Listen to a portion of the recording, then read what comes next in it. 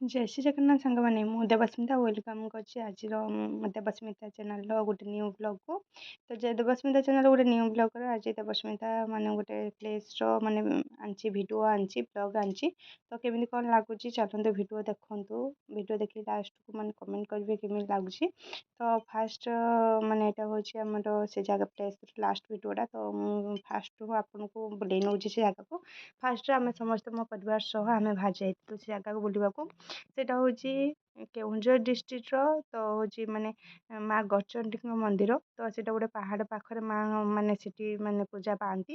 ତେଣୁ ଆମେ ସେଠିକି ଯାଇଥିଲୁ ସହ ପରିବାର ବୁଲିତେ। ଫାଇନାଲି ରାସ୍ତାର ସମସ୍ତ ପାହାଡ଼ର ଭିଉ ଯାଇସାରିଲା ପରେ ଆମେ ଫାଇନାଲି ମାଆଙ୍କ ପାଖରେ ଯାଇ ପହଞ୍ଚିଥିଲୁ। ଏଇଟା ମାଆଙ୍କ ମାନେ ତାଙ୍କ ହେଉଛି ମାନେ ମନ୍ଦିର ପାଖକୁ ଯିବା ପାଇଁ ଫାଷ୍ଟ ମାନେ ରୁଟ୍ଟା।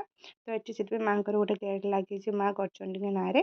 ତେଣୁ ଏଠୁ ଆମେ ଷ୍ଟାର୍ଟରୁ ଏଠୁ ମିନିମମ୍ 2 କିଲୋମିଟର କି ପରେ ହେବ ମାଆଙ୍କ ମନ୍ଦିର। ତେଣୁ ଏଇଠୁ ଚାଲି ହେଉଛି ମାଆଙ୍କ ହେଉଛି ମନ୍ଦିରକୁ ମାନେ ରାସ୍ତାଟା। ତ ବହୁତ ସାରା ବାହାଘର ବି ମନ୍ଦିର ବହୁତ ଭଲ ମନ୍ଦିର। ମାନେ ଯେ ବହୁତ ସାରା ବି ମାନେ ବାହାଘର ବିବାହ ବି ହୁଏ ସେଠି। କାରଣ ବହୁତ ଜଣଙ୍କର ଆମେ ଗଲା ପରେ ବି ଯେତେବେଳେ ପହଞ୍ଚି ଯାଇଥିଲୁ ତ ସେଠି ବାହାଘର ଅଲରେଡ଼ି ଚାଲିଥିଲା। ତ ଆମେ ଏମିତି ମାନେ ସେ ରାସ୍ତାର ମାନେ ଦୁଇ ସାଇଡ଼୍ର ପୁରା ଗଛ, ସାମ୍ନାକୁ ପାହାଡ଼ ଦେଖାଯାଏ, ଉପରେ ମାନେ ମେଘୁଆ ବାଦଲ, ମାନେ ବହୁତ ସୁନ୍ଦର ଲାଗେ ସେ ଜାଗାଟା। ତ ଏମିତି ତ ଏକା ଗଲେ ସେ ଜାଗାକୁ ତ ଭଲ ଲାଗିବନି। ଯେକୌଣସି ତୀର୍ଥ ସ୍ଥାନ ହଉ କି ଯେକୌଣସି ମାନେ ସୁନ୍ଦର ପ୍ଲେସ୍ଟା ହଉ ତ ପରିବାର ସାଙ୍ଗ ଯାଅ ତ ବହୁତ ଶାନ୍ତି ମିଳିବ, ଖୁସି ଲାଗିବ। ତେଣୁ ଆମେ ସବୁ ବାହାରି ଯାଇଥିଲୁ, ଆମେ ସବୁ ପରିବାର ମିଶିକି ମାନେ ଆମେ ଯାଇ ପହଞ୍ଚି ଯାଇଥିଲୁ ମାଆଙ୍କ ପାଖରେ। ତ ଏମିତି ମୋର ତ କାମ ଥିଲା କେବଳ ଭିଡ଼ିଓ ବନେଇବା। ତ ମୁଁ ଏପଟ ସାଇଡ଼୍ ମାନେ ବହୁତ ସୁନ୍ଦର, ଦେଖନ୍ତୁ କେତେ ସୁନ୍ଦର ଜାଗା। ତ ଦୁଇ ସାଇଡ଼୍ ଏମିତି ଗଛ ଥିବ। ଖରା ଦିନରେ ଟିକେ ମାନେ ତୁ ଯେଇଥିରେ ଯା ଗାଡ଼ିରେ ଯା ନହେଲେ ଚାଲିକି ଯା, ବହୁତ ସୁନ୍ଦର ଲାଗିବ। ହାଲକା ଟିକେ ପବନ ଦେବ। ତ ମାନେ ପୁରା ନ୍ୟାଚୁରାଲ୍ ଭିଉଟା। ତ ପ୍ରକୃତିରେ ଏତେ ସୁନ୍ଦର ମାନେ ଭଗବାନ ମାନେ ସୃଷ୍ଟି କରିଛନ୍ତି। ତ ଫାଇନାଲି ଆମେ ଯାଇକି ପହଞ୍ଚି ଗଲୁ ମାଆଙ୍କ ପାଖରେ। ଏଇଟା ହେଉଛି ମାଆଙ୍କର ମାନେ ସେ ଗେଟ୍ଟା। ଏଠି ଆମେ ଯାଇକି ପହଞ୍ଚି ସାରିଲା ପରେ ଆମେ ଭିତରକୁ ଯାଇଥିଲୁ। ମାନେ ଗାଡ଼ି ବି ବହୁତ ପାଖ, ମାନେ ମନ୍ଦିର ପାଖରେ ବି ପାର୍କିଂ ପାଇଁ ଅଛି ସୁବିଧା। ତ ଆମେ ଯାଇକି ଫାଇନାଲ୍ ଯାଇକି ମାଆଙ୍କ ପାଖରେ ପହଞ୍ଚି ଯାଇଥିଲୁ।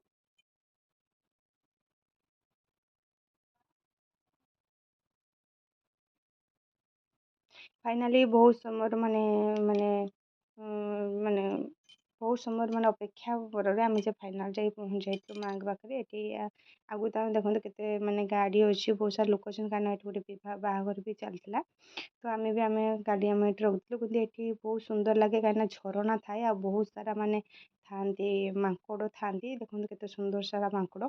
କାହିଁକିନା ସେଠି ସେମାନଙ୍କର ବାସସ୍ଥଳୀ କହିଲେ ଚଳେ। ମାଆଙ୍କ ପାଖରେ ସେ ସେଠି ବସବାସ କରନ୍ତି। ବହୁତ ସାରା ଟୁରିଷ୍ଟ ଗଲେ ତାଙ୍କୁ ଖାଇବା ପିଇବା ମାନେ ଖାଇବାକୁ ବି ଦିଅନ୍ତି, ସେମାନେ ଖାଆନ୍ତି। ତ ଏଠି ମୁଁ ଯାଇ ପହଞ୍ଚି ଆଗେ ସେମାନଙ୍କର ଟିକେ ଭିଡ଼ିଓ ବନେଇ ଦେଇଥିଲି। କେତେ ସାରା ଦେଖନ୍ତୁ ମାନେ ସେଠି ଆମ ମାମୁଁ ଜଣେ ଯାଇଥିଲେ, ଯେ ମାନେ ଯାହାଙ୍କର ଗାଡ଼ି, ଯାହାଙ୍କ ସାଙ୍ଗରେ ଆମେ ଯାଇଥିଲୁ। ତ ସିଏ କ'ଣ କଲେ ନା ବୁଟ ଆଣିଦେଇଥିଲେ। ମୋ ମାମୁଁ ଯିଏ, ସିଏ ବାଦାମ ଆଣିଥିଲେ। ତ ଏଇ 2 ଜଣ ମିଶିକି ତାଙ୍କୁ ଖାଇବାକୁ ଦେଇଥିଲେ। ଆଉ ସେମାନେ ବହୁତ ଖୁସିରେ ଖାଉଥିଲେ। ଦେଖନ୍ତୁ କେତେ ସୁନ୍ଦର, ମାନେ ଦେଲା କ୍ଷଣି କେଉଁଠୁ ଥିବେ ଆସି ସାଙ୍ଗେ ସାଙ୍ଗେ ପହଞ୍ଚି ଯାଆନ୍ତି। ତ ଖାଇବା ପାଇଁ ବହୁତ ମାନେ ଛୋଟ ଛୋଟ ବି ମାଙ୍କଡ଼, କେତେ ସୁନ୍ଦର ଲାଗୁଛି। ମାନେ ତାଙ୍କୁ ଏମାନେ ବି ଖାଦ୍ୟ ଦେଲା ପରେ ୟାଙ୍କୁ ଆତ୍ମା ଶାନ୍ତି, ମାନେ ସେମାନେ ବି ଖାଦ୍ୟ ଗ୍ରହଣ କରିବି ବହୁତ ସେମାନେ ବି ଶାନ୍ତି ଅଛନ୍ତି। ଚାଲନ୍ତୁ ଏବେ ଆମେ ଟିକେ ମନ୍ଦିର ଆଡ଼େ ବୁଲି ଆସିବା, ମାନେ ମାଆଙ୍କ ପାଖରେ ବୁଲି ଆସିବା। ଏଇଟା ତ ମାଆଙ୍କ ମାନେ ମନ୍ଦିର ତଳର ଭିଡ଼ିଓ। ମା ଯେହେତୁ ମାନେ ପାହାଡ଼ଟା, ପାହାଡ଼ ଉପରେ ମନ୍ଦିର ବନା ହେଇଛି, ଅଳ୍ପ ଦୂରରେ ବନା ହେଇଛି। ତେଣୁ ଏମାନଙ୍କୁ ଖାଦ୍ୟ ଦେଇ ସାରିଲା ପରେ ମୁଁ ନହେଲେ ଟିକେ ଭିଡ଼ିଓ ବନେଇଥିଲି। ସେଠି ଝିଅ ବି ମାନେ ମୋ ମାଉସୀ ଝିଅ ବି ସିଏ ବି କହୁଥିଲା ଟିକେ ଭିଡ଼ିଓ ବନେଇ ପାଖକୁ ଯା। ମୁଁ ତ ପାଖକୁ ଯା ମୋର ଭାରି ଡର, କାହିଁକିନା ସେମାନେ ଯାହା ବି ହେଲେ ଟିକେ ପଶୁ ନା। ତ ସେମାନେ କେତେବେଳେ କ'ଣ ସେମାନଙ୍କର ମାଇଣ୍ଡ ନିର୍ଦ୍ଦେଶ କ'ଣ ଦେବ, ତ କେତେବେଳେ କ'ଣ ହାପୁଡ଼ି ଫୁପୁଡ଼ା ଦେବେ, ତ ବହୁତ ଡେଞ୍ଜର। ତେଣୁ ମାଉସୀ କହୁଥିଲା ଯିବା ପାଇଁ, ତ ସେଠିକି ଯା ପଟୁଟା। ମୁଁ ଯେତିକି ସାହସ କରୁଥିଲି ସେତିକି କରୁଥିଲି। ତାପରେ ମୋତେ କହିଲା ଯା ପାଖକୁ। ମୁଁ କହିଲି ନାଲୋ ବାବା ମୁଁ ଜମା ଯିବିନି ସେଠିକି, କାହିଁକିନା ମୋତେ ଭାରି ଭୟ। ତେଣୁ ମୁଁ ସେଠି ଟିକେ ଫଟୋ ଉଠାଇ ଦେଇଥିଲି। ଯେ ମୋ ମାଉସୀ ଝିଅ ସେ ତାର ଭିତରକୁ ଯାଉଥିଲା ଫଟୋ, ମୁଁ ଯା ତୁ ଯା, ଆଉ ସେମାନେ ରାଗି ଯିବେ ଯେତେବେଳେ ଆମ୍ପୁଡ଼ା ଆମ୍ପୁଡ଼ି କରିବେ, ସେତେବେଳେ ମଜା ତୁ ଚୁକିବୁ ନା। ସେ ଯାଇଥିଲା, ଯାଇକି ତାର ଫଟୋ ଉଠାଇ ଭିଡ଼ିଓ ଟିକେ ବନେଇଥିଲା। ବନେଇ ସାରିଲା ପରେ ଆମେ ଏବେ ମନ୍ଦିରକୁ ଯାଉଛୁ। ଯେମିତି ଦେଖୁଛୁ ମନ୍ଦିର ରାସ୍ତା, ଏଠି ମୋ ମାଇଁ, ମୋ ମାମୁଁ, ମୋ ମାଉସୀ, ମୋ ବୋଉ, ଏମିତି ସେମାନେ ସବୁ ଫଟୋ ଏଠି ନେଉଥିଲେ। ମୁଁ ବି ସେଠି ଯାଇ ଟିକେ ଛିଡ଼ା ହେଇଥିଲି। ତ ଏଠି ଛିଡ଼ା ହେଲା ପରେ ଆମେ ଭିଡ଼ିଓ ଟିକେ ବନେଇ ଦେଇଥିଲୁ। ବନେଇ ସାରିଲା ପରେ ଆମେ ମାନେ ଯାଇଥିଲୁ ମାଆଙ୍କ ପାଖକୁ। ତ ଏଠି ତ ବହୁତ ସାରା ତ ମାନେ ମାଙ୍କଡ଼, ତ ସେମାନଙ୍କର ଭିଡ଼ିଓ ମୋର ଅଧା ମାନେ ବ୍ଲଗ୍ ଚାଲିଯାଇଛି ସେମାନଙ୍କ ଉପରେ। ତ ଏବେ ଆମେ ସପରିବାର ସବୁ ଗଲୁ ମାନେ ମାଆଙ୍କ ପାଖକୁ। ତ ଏଇଠୁ ମାଆଙ୍କର ମନ୍ଦିର ଷ୍ଟାର୍ଟ ହେଇଛି। ତ ସାଇଡ଼୍ରେ ଆମେ ଜୋତା ମାନେ ଷ୍ଟାଣ୍ଡ ଅଛି, ତ ସେଠି ରଖିକି ସେଠି ଟିକେଟ୍ କାଉଣ୍ଟର୍ ଅଛି, ଟିକେଟ୍ କରିଦେଇକି ଆମେ ପଳେଇ ଯାଇଥିଲୁ ମାଆଙ୍କ ପାଖକୁ।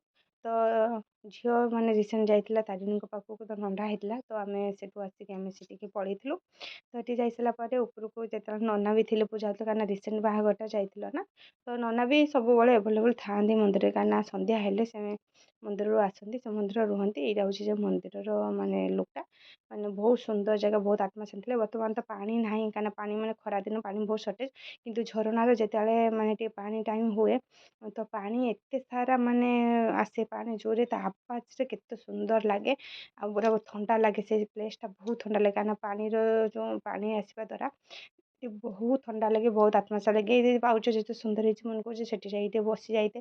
ଗଛ ବି ଅଛି, ମାନେ ଥଣ୍ଡା ବି ବହୁତ ଲାଗୁଥିଲା। ଏବେ ବି ପାଣି ଆସିନି, କିନ୍ତୁ ଖରା ଦିନର ମାନେ ଗଛ ଆମକୁ କେତେ ଯେ ଉପକାର ଦେଇଥାଏ, ସେଟା ତ ଆପଣମାନେ ଜାଣିଛନ୍ତି, ମୁଁ ଅଧିକା କିଛି କହିବି। କାହିଁକିନା ଯାଇକି ଏଠି ଟିକେ ବସିଗଲା ବହୁତ ଶାନ୍ତି ଲାଗିଥିଲା। ଏଇ ଯେଉଁ ଦେଖଉଛି ଯେଉଁ ଜାଗାଟା, ତ ସେଇଠୁ ମାନେ ସେଇଠୁ ଉପରୁ ପାଣି ସେଠି ଝରିକି ତଳକୁ ଯାଏ।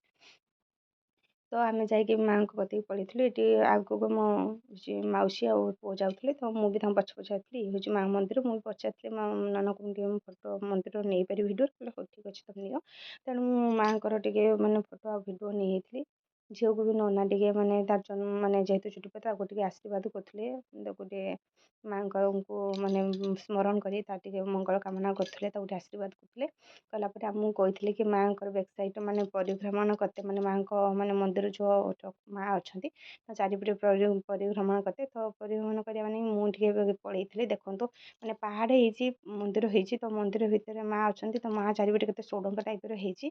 ତ ଏଇ ଷୋଡ଼ଙ୍ଗ ଟାଇପ୍ର ଯେଉଁ ମନ୍ଦିର ହେଇଛି, ଦେଖନ୍ତୁ କେତେ ସୁନ୍ଦର। ମୁଁ ସେଠି ଅନ୍ଧାର ବହୁତ ଥିଲା, ତଥାପି ମୁଁ ଫ୍ଲାସ୍ ଲାଇଟ୍ ପକେଇକି ଭିଡ଼ିଓଟା ବନେଇଥିଲି। ଏଇଟା ଆମେ ଟିକେ ତାଙ୍କ ମାଆଙ୍କ ପାଖରେ ଟିକେ ତାଙ୍କ ଚାରିପଟେ ଟିକେ ଭ୍ରମଣ କରିକି ଆମେ ଟିକେ ବୁଲି ଆସିଥିଲେ। ବୁଲି ଆସିକି ମାଆଙ୍କ ପାଖକୁ ଟିକେ ଆଶୀର୍ବାଦ ନେଇଥିଲେ, ନନାଙ୍କ ପାଖରୁ ଟିକେ ପାଦୁକା ନେଇ ପାଇଥିଲେ। ଆସିଲା ପରେ ଏଠି ମାନେ ମନ୍ଦିର ଉପରେ, ମାଆଙ୍କର ଏଇ ମନ୍ଦିର ଉପରେ ଆଉ ଗୋଟେ ମାନେ ଷ୍ଟେପ୍ କରାହେଇଛି ଉପରେ, କାହିଁକିନା ଝରଣାଟା ଆସେ ସେଇଠୁ। ମୁଁ ଚାଲନ୍ତୁ ଆପଣମାନଙ୍କୁ ଦେଖାଉଛି। ତ ସେଠିକି ସମସ୍ତେ ଲାଇନ୍ କରି ଚାଲି ଯାଇଥିଲେ ଫଟୋ ସାରା ନେବେ ବୋଲି, ଫଟୋ ଭିଡ଼ିଓ ନେବା ପାଇଁ। ତେଣୁ ମୁଁ ବି ଚାଲି ଯାଇଥିଲି ଟିକେ ଫଟୋ ଭିଡ଼ିଓ ନେବି। ଝିଅ ତାର ଆଗେ ଆଗେ ଚାଲିଛି, ମୁଁ ତାର ପଛେ ପଛେ ଚାଲିଛି। ମାଉସୀର ମୋର ଯାଉଛୁ।